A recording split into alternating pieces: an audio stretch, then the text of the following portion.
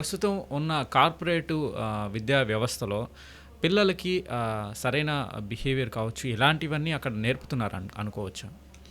అంటే ఇక్కడ చెప్పాలంటేనండి, విద్యా వినయం అని అంటాం, చదువు సంస్కారం అని అంటాం.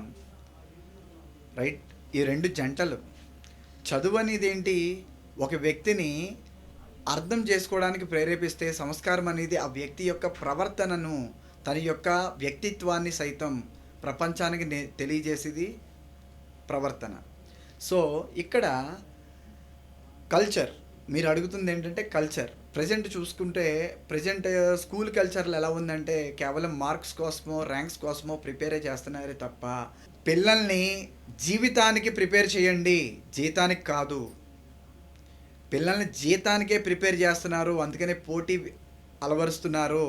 మార్కులు, ర్యాంకులు ఎవరికి కావాలో తెలుసా? ఇంటర్వ్యూ చేసే వాళ్ళకి కావాలి. ఎక్కడి వరకు కావాలో తెలుసా?